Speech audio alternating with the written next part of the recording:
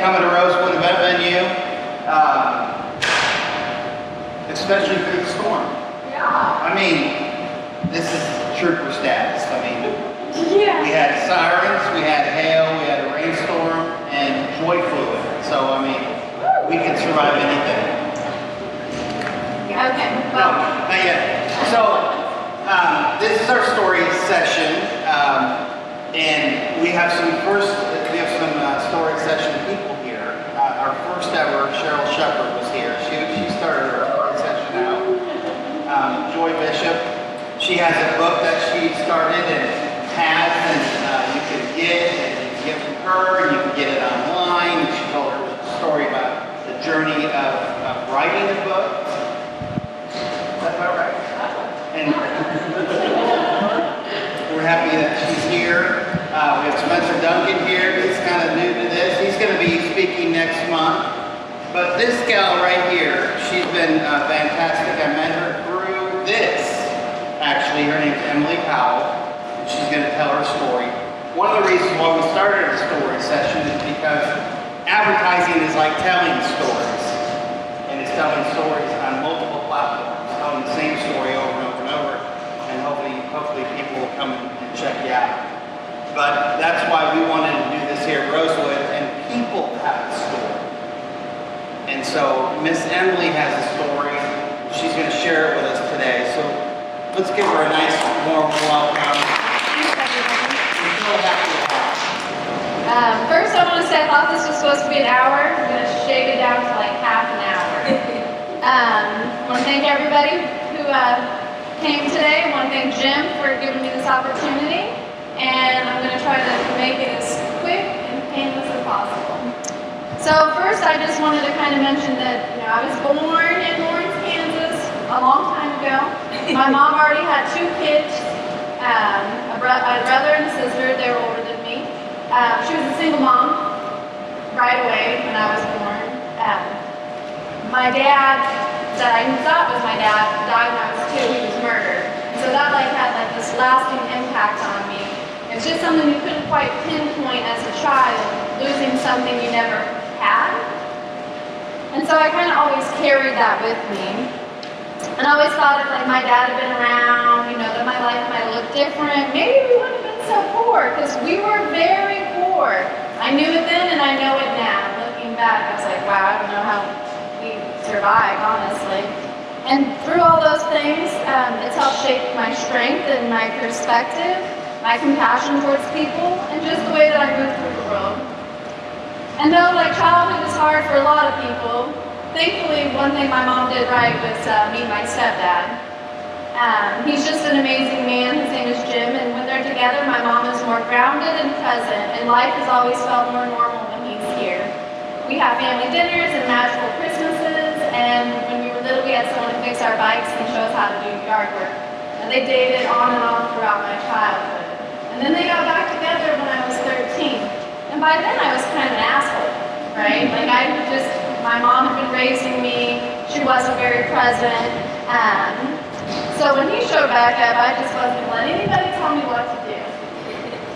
And one thing, I think a mistake or something that really changed me in my life is when they moved me from my elementary school from 5th grade into 6th grade. I didn't know anybody. I had to fit in and learn people. And as a lot of kids do, they fall into the bad crowd because they want to fit in. And then all of a sudden, you're the bad crowd. You're the bad kid. And so by 7th grade, I was with my friends and they jumped this girl while we were walking home from school. And even though I didn't join in on the fight, these officers pulled over and detained us. And I was initially charged with a felony offense and it was dropped down to a misdemeanor. So by the time I was 13, felony charge, 2 trips to juvie. Yeah, it was bad. That's okay. My record was later expunged, so it doesn't count anymore. And so I needed those experiences to see that there were consequences to my actions. And that was a turning point for me. I ended up having to live with my grandparents on my mother's side. And they were such wonderful people. And even though I was a naughty kid, I never sassed them or disrespected their home. And I spent about a year with them while I was on probation. And as I grew up, I tried to avoid police contact whenever possible, and I still do. But while I was living with my grandparents, I used to see this boy Daniel walk past the bus every day. Oh, he was the cutest guy I'd ever seen. And we didn't talk back then, but when I was 15 and back in Lawrence, a mutual friend introduced us, and I fell for that guy hard. And then we dated steadily for about 2 years, and it was passionate and complicated. He struggled with his own anger issues and staying loyal. And, even though we love each other, we split up. And I had a lot more to mention to that, but I had cut my time. So about the time I was 17, my parents moved us out to Perry, where I finished my time in high school, attending an alternative school. And since I had an issue with attending and passing my classes, sounds like my oldest daughter. Don't tell her. Because as much as you try to preach to your kids not to be like you, they don't always listen. And if it wasn't for the staff at the school and for mentoring me through my last 2 years of high school, I don't think I would have got my diploma. And after high school, I bounced around for a couple of jobs and always felt that higher education was out of reach for me since it wasn't affordable for our household. So I was just kind of skirting through life without much focus. And I also didn't really do sports in junior high or high school since we didn't have the means for it. And personally, I think that's kind of sad, but the truth is I think that's a common situation for a lot of kids. And by 2005, so I was 20, I started seeing my brother's best friend. Nothing serious in my mind. We were just hanging out until I got pregnant. And initially we were pretty excited and we tried to make it work. And then before long we just knew it wasn't for us. So we split up when she was about 5 months old. And there's more to it, but that's his story to tell. And so when I was 21, my oldest daughter, Bethany, was born, and she was the most beautiful human I had ever laid eyes on. She was small when she was born, and I always said that God made her little so her great-grandmas could hold her. And raising Bethany was a community effort. Everyone in the family pitched in to help. She was full of rotten and couldn't do a thing wrong. She was a baby girl in the family. And having a kid really makes you turn your life around. And so I went to college for a couple of semesters using the Pell Grant, but ended up just finding a full-time job when she was about a year old. I worked as a dispatcher for the local bus company just 4 days a week, and I was thankful for all the time I got to spend with her when she was little. And ironically, I ended up landing a job at the same juvenile detention facility that I went to when I was younger. So it felt pretty full circle, I had a stable government job, good benefits, and the chance to actually mentor the kids who were going through the same thing that I was going through. And it really meant something to me, and it still does, that I can look back and think that I could be there for them. And I was pretty proud of where I was heading. And that's when I met Chris Anderson. And some people know the story and some people don't, and it really explains a lot about me once you know this. So I met Chris in 2009. I was living in my small town in Kansas, and he was an adventurous soldier. He was currently deployed in Afghanistan. We actually met online. And then we became fast friends and quickly more. And before I knew it, we were engaged, then we were married, and then I was having a baby while I was pregnant, and then we got married, but that's another story. So a year later, we're living in Colorado, and just it felt really right back then, like everything just fell into place. He provided for us, and he took my little girl in as though she were his own. He had it all figured out, and all I had to do in return was be a wife and mother. I was able to stay home with my daughter, enjoy my pregnancy. I kept the house as clean as possible. I cooked all of our meals. I never questioned or demanded to be in control since he was the man, and I saw how much he enjoyed being the provider. And he was smart and driven in his career. He loved the outdoors, and throughout our marriage, we went to dozens of concerts, spent time in the mountains, and even lived in Italy for one of his assigned duty stations. But I found myself complaining a whole lot because I was just in charge of all the aspects of our home. All the cleaning and caring for the children relied upon me 24/7. I was responsible for making sure that he was completely taken care of as well. All of his laundry, his meals, you name it, I was in charge. And that seems to be like the duties of a stay-at-home wife, and I really can't disagree. But it was pretty annoying that he never changed a diaper, cleaned up. But I guess that was my job, because he paid for everything. But I remember complaining to my best friend early in the marriage that the only time he ever washed the dishes was when I was in active labor with our daughter. But he didn't skip a beat when we came home and he asked me what I was going to cook his parents for dinner. Like, what was I going to make them for dinner after I just came home from the hospital and they used to get panicking. But it just never stopped. And I remember thinking I didn't want to be the girl who just complained over and over again. So I would speak up, and when I did, we would just argue and shut down and not speaking to each other for days. I was frustrated, alone, and isolated. And he had a lot of friends and also army buddies. And almost every night he would hang out with them, and I was just left to put the kids to bed by myself. And then on weekends, he would just go and hang out with his friends some more.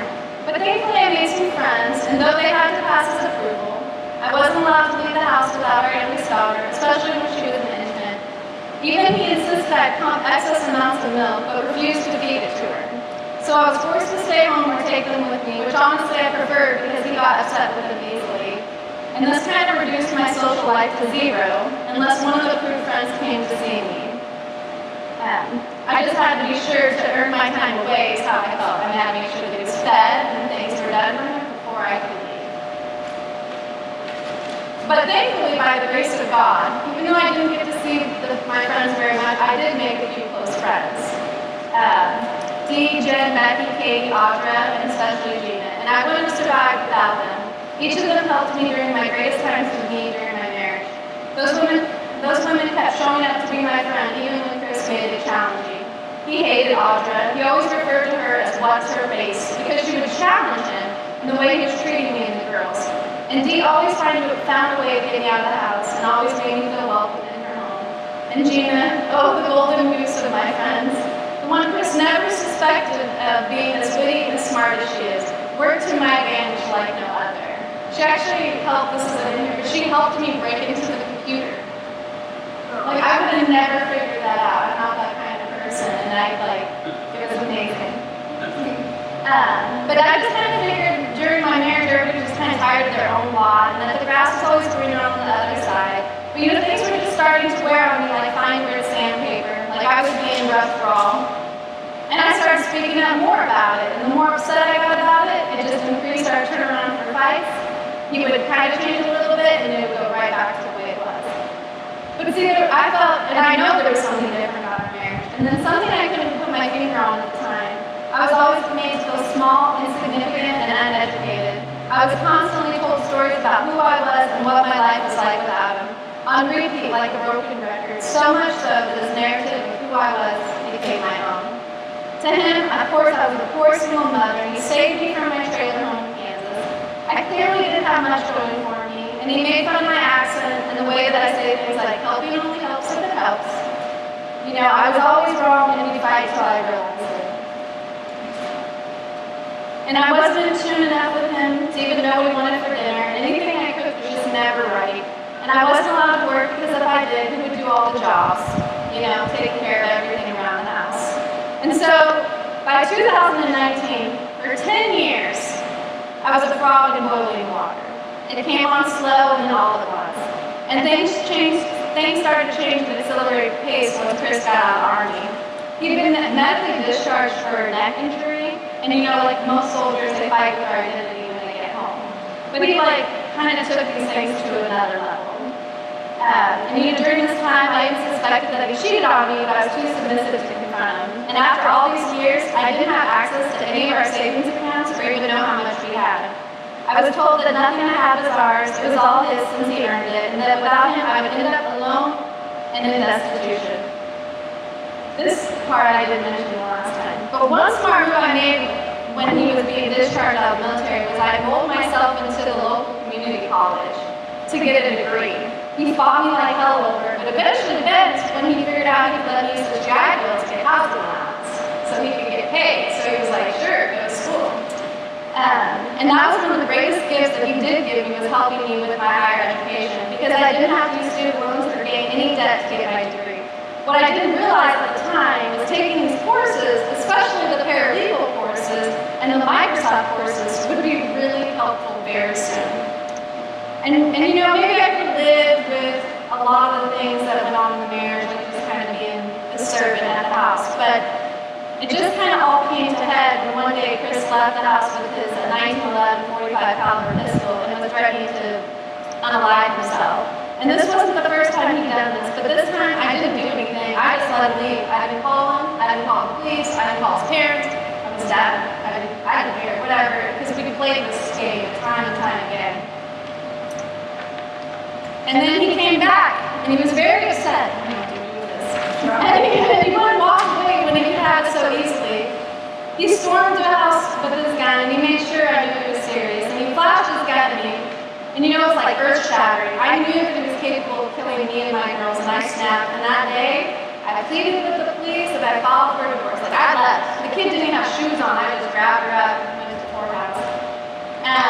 And in doing so, I crossed the line. He never thought I'd have the guts to do it. And so really, this is when the real fight began. And you always kind of wonder when someone goes, ooh, my ex is crazy. Well, mine, I'm pretty sure he was, because I feel like his cheese slid off his tractor. Because he really lost sight of the man he once was. And maybe it was getting out of harmony, or maybe it was perhaps some of the self-inflicted health issues he was having.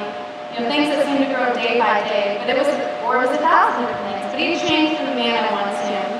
At the time, I was unemployed, so I was staying home wife, with no access to money, but thankfully I had a bunch of unused credit cards because I wasn't allowed to spend. So I hired an attorney, and it was the wisest choice I'd made in 10 years. He was ordered to leave the house, but he didn't go far. He stayed 5 houses down, so the neighbors let him move in. And we lived at the end of a cul-de-sac, so I was like a prisoner, one way in, one way out. And then one day, the neighbor's security camera no longer faced their driveway, but to my house. Later, the neighbor's wife confessed to me that they'd given him access to their security camera, so he was watching me whenever he felt like it. So now, at that point, I was thrown into being on my own, but I was determined to never go back. And he knew he could scare me enough, like he'd always done, that I'd probably come back, and he could play the role of the provider and the savior. But this time, the craziness only made me more determined to get away. I had to get food stamps, and at that time, jobs were really hard to find, because it was 2019, was kind of where everything started to change. I ended up getting just this crappy paying job. I sold silver jewelry online to pay the bills that I was now solely responsible for. And I really don't know how I did it, but I did. And I was drowning in debt through the divorce. My attorney was a junior attorney, but still very expensive. And it was just amazing how God brought angels into my life and allowed my friends and family to help me. And I can never thank her enough for all the hard work and the hours of dedication she spent and all the therapy she gave me. So these brave humans all stood by my side despite him threatening anyone he thought might be able to help me. He even filed a false police report with Child Protective Services claiming my dad had ripped my oldest daughter's braces off with pliers, all in an attempt to prevent the courts from allowing him to let me go home. Because he didn't want to just stop me, but he wanted to destroy me. He wanted to make it impossible for me to have either one of my kids at this point. And in the meantime, he was just cutting off his nose to spite his face. And he could have walked away from our marriage and been debt-free. And I can tell you that my total attorney bills reached over $122,000. And that's in total. I'll get to the next part where that total comes in. And when I filed for a divorce, I found out that we had $41,000 in savings, and the day our divorce was finalized, he had drained that account to $10.13. Now, clearly, it's not about the money. The hardest part was all the lying and fighting. And he was hell-bent. He fought me over every single thing, regardless if it meant he was going to lose it too. And then sometimes he would even wear his military uniform to some of our in-person court hearings, making sure everyone could see he was an honored veteran. He just kept taking things a step further and a step further, saying I was targeting him, a man who loved his family until I tore it apart. He projected his truths into lies, turning his experiences into ones he claimed were my own. He just spun and spun and spun. And despite all the lies and the stories he tried to spin in his favor, all the times I left court feeling defeated, I knew I must stay silent. And they didn't care what I had to say, so I was just another number on the docket and a squeaky wheel on the stand. And gosh, there was so much more that happened. And so many times I thought my life was in danger with the lives of my girls. And so many times I felt hopeless. But as the days turned into months and months and years, the divorce was finalized and I could move home to Kansas with my daughters, I continued to grow stronger. For 4 years of going back to court over anything and everything you could think of, I basically became a bit of an expert in law. Thank goodness for the paralegal classes, because I had to. because paying my attorney to read all of the motions and then find the supporting documents wasn't always an option. And he started representing himself in court, so it was a weekly thing that I was dealing with back to back to back. And, that's just, so I did a lot of labor and I turned it over. And then just sadly at that point I was in survival mode and had to stay at home there. And I needed to sell the marital home to pay my debts. And Chris refused by appealing our divorce, squatting in the house, taking a lien out on it, trying to forfeit the house back to the bank. I mean, it just was on and on and on. But I just continued to build a life for myself, and I was given the opportunity to work at death cremations and funerals, helping families with pre-planned funeral arrangements, and not knowing what a gift that was for me at the time. And unfortunately, there's nothing like watching others suffer through the worst time of their lives to make you grateful for your own. Of course, I'd always been empathetic, and my heart led for my family. And my income provides for my family, but I also realized how important my role is into these people's lives. How my attitude or recommendations could make a horrific experience they were going through or easier or incredibly hard. And of course, I've grown strongly to believe in pre-planning and taking care of your family and yourself before something unexpected happens. I see these families every day, the ones who are worse off than me after the loss of their loved one.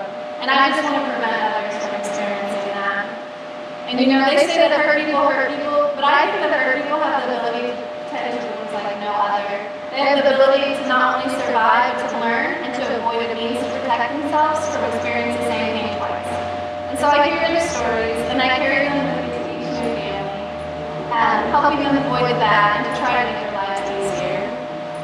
And after the divorce, I stopped cooking. I completely, not really completely, I kind of fed the kids, but it was like takeout, it was easy, fend for yourself.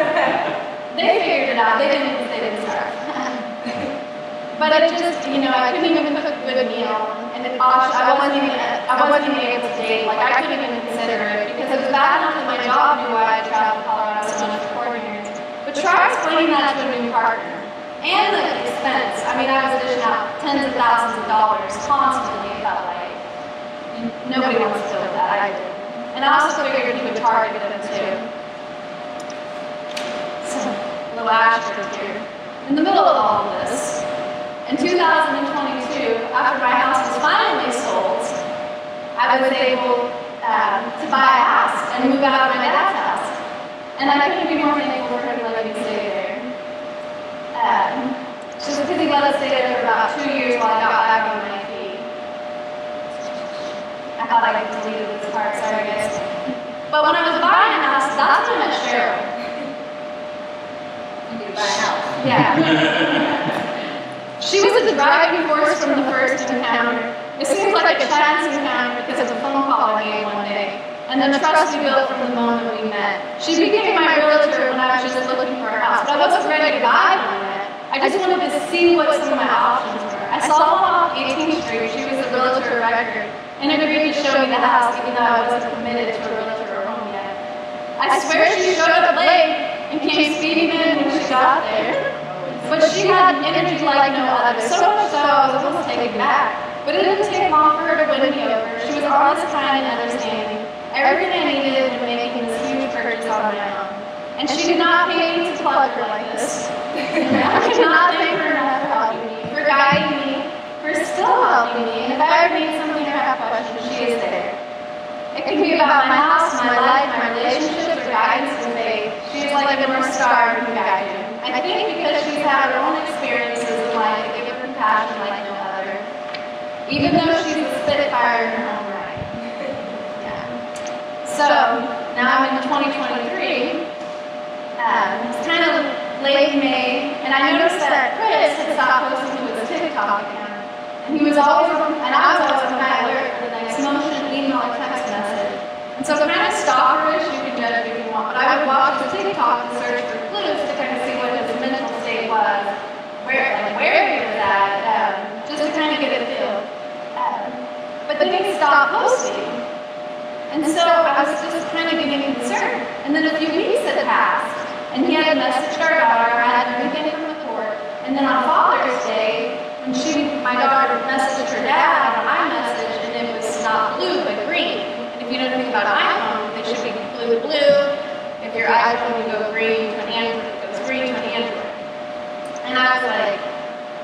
I knew something was really wrong and he was probably dead. Because this is unlike him, this is completely out of character. I'm so used to his pattern. And then I told people around me that he was dead. And dead somewhere in the woods. And of course I sounded crazy because I felt pretty crazy. And then 40 days after Chris made his last TikTok post, his mother finally called me to tell me her son was gone. But they didn't tell us he died because they thought there was still a dispute over the motorcycle and the divorce. There wasn't. It turns out that he was formerly in Alaska with an army friend. He misjudged the terrain and drove himself off a 25-foot cliff into Topeka. And I drove that day, and it was very unexpected. Things that I don't understand, even though talking to families that I work with, they always lose a loved one. I'm talking to anybody who loses their abuser or loses somebody that they don't like, to say loosely. It really, I wasn't prepared for that. So I kind of broke, and strangely I started cooking. I cooked relentlessly soup, meals, full course dishes, whatever anybody wanted, they got it. It's a little bit of manic. But then there were the good memories, you know, the ones that took my breath away. And then I was reading it. A man I was once sure was going to kill me, a man who wanted me to lose everything, but instead lost everything himself. And it is weird how that changes everything. How I went from surviving and living in fear, from having an attorney on constant retainer, to suddenly being free. I no longer had to look over my shoulder. I no longer had to worry he was behind me. I didn't have to worry about checking my emails, and I didn't need an attorney anymore, especially a divorce one. You know, but all those things, they really didn't matter anymore. And what mattered were my girls, our shared daughter especially, and awkwardly we weren't invited to a funeral, so we had one of our own. Thank goodness I worked at a funeral home, and I had people who could help guide me. But I did it for our daughter, for Bethany, for myself, for Chris, and I made sure he had military honors, that kind things were said about him, that our daughter left the good parts, and I didn't let her see the bad while we were going through a divorce, and I didn't allow myself bad on him. She isn't stupid or blind. She knows she struggled because of him, but not exactly by my mouth. It was pretty clear. She deserves to know that he wanted her, and that he loved her, and that he fought for her despite his reasons at the time. And of course, he was a great soldier, so she should know that, and that he'd been deployed to Iraq and Afghanistan.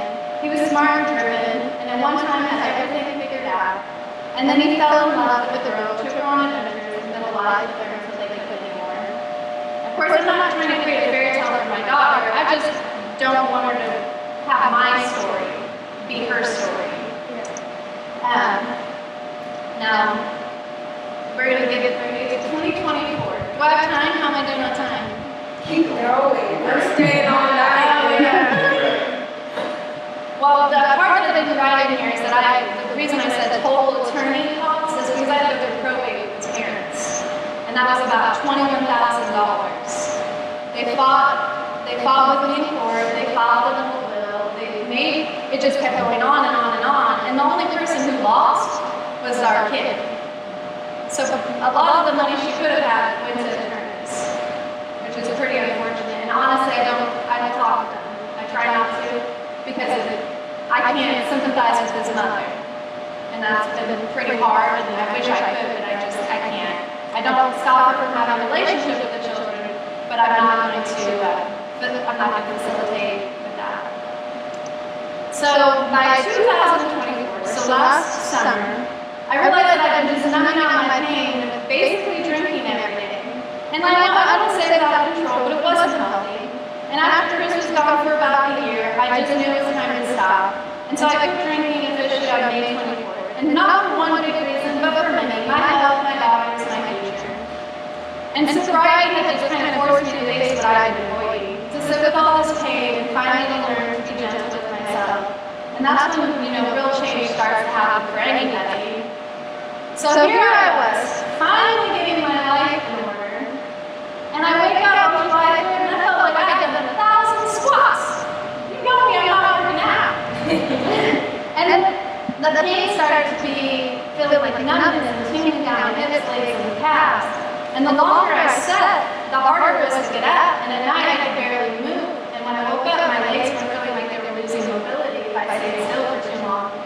And soon my knees became the next source of pain. I could barely bend them without severe discomfort. I didn't have a fever, but I was really exhausted. Like I felt like I had like flu-like symptoms. And I tossed and turned all night aching pain, and I started to become desperate for comfort. Like first I went to the chiropractor, and he was like, "Oh, your IT bands are strained." And I was like, "No, I don't think that's it."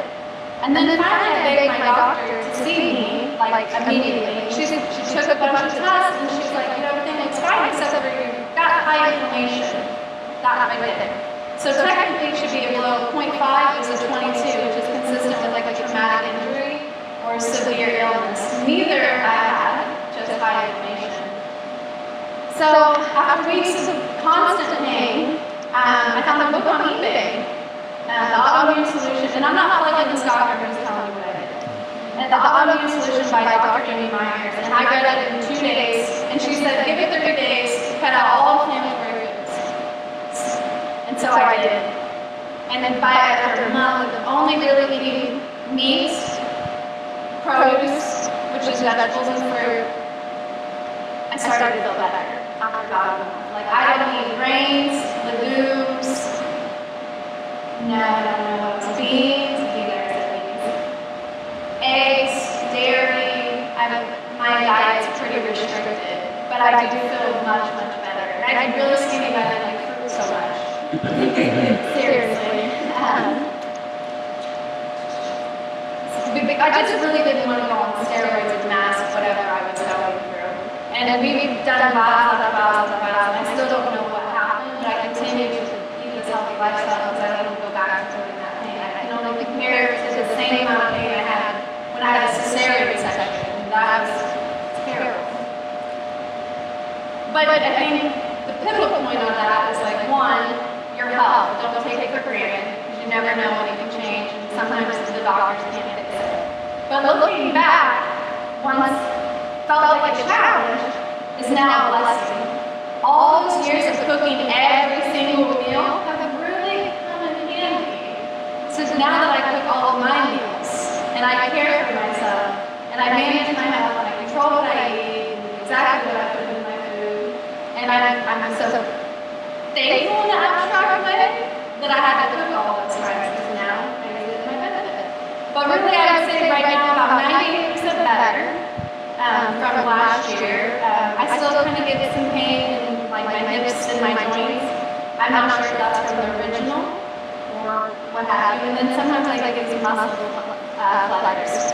But like I said, I still don't know what happened, and I don't have a diagnosis, and hopefully I continue to be on a healthy path. And another thing that I wanted to mention is that something I really didn't see the value at the time was the pressure from my employer to network. But then I figured, well, why not? I'll get out there. I don't have this area, and I don't know anything about Topeka, because I've never lived it before. The only thing that I knew about Topeka when I was growing up is that we didn't want to come here, because we grew up in Lawrence, and it's just a stereotype. I'm sorry. I love Topeka. This is my home. Yeah. And then so I just kind of started looking at networking opportunities, and I went to a couple of events that my company was already holding. And from there I met a few people, and then it grew. And then for a while, actually I joined the Topeka Business Network, and from there I met some amazing people. And then Topeka wouldn't be the same for me without them. And it has helped me become more acclimated in the community. And even though it was a slow burner, I really see that those, like this networking here, or even any networking that we do, will become invaluable later in some shape or form. And then even as I was writing this, and I think if anyone who might be sitting here listening to me today, you're probably related to my networking or loosely related to me networking. So it's just crazy how I step out of my comfort zone to do that. And I was basically a stay-at-home wife for 10 years. What did I know about putting myself out there to meet people? It just goes to show what you can do when you push yourself out of a direction that you were accustomed to. So I have some things that I just kind of wrote. So surround yourself with people who see the challenges but continue to move forward. The ones who give you a glass of soothing tea. The ones who can sit with the pain and calm the storm within. At least for me, those are my people. The ones who have had depth in their life. The ones who know what it's like to hurt, to love, and to keep on moving forward. And it doesn't matter where you came from. It only matters where you want to go. and the mindset of how you can make the change. I've only just tapped into what I can do and where I can go. But it has to be a shift in perspective. Don't get bitter. I just feel there's so many times, so many examples, and so many setbacks that could steer my life into a different direction. How many times have we fell into our own trap to see that we are the only ones who can release the snare that is holding us back? Being alive and the will to keep moving forward is not just as simple as names on paper. I believe we are all fighting a good fight. I'm proud to say today that I'm debt-free. So I got out of the attorney debt. That was hard. It was because I got something else. I'm just paying my bills. Just got to pay my bills, I guess. I'm just very passionate about what I do, and I enjoy doing work each day. And I may have broken, but I took those pieces of myself and made them into something new. And of course, I'm still a work in progress. And it's true what they say, that the only way out is through. And so walk through the fire, don't ever give up. The pain, the struggle, it's all part of this beautiful life. And of course, if there's one thing you leave with today, it's that I'm sitting here right now with the hope of inspiring just one of you. That sharing my story helps them stop and think, or continue fighting whatever battle they're facing, then it's all been worth it. And so everybody, thank you for allowing me to share my story. And I'm just so grateful for this. Thank you.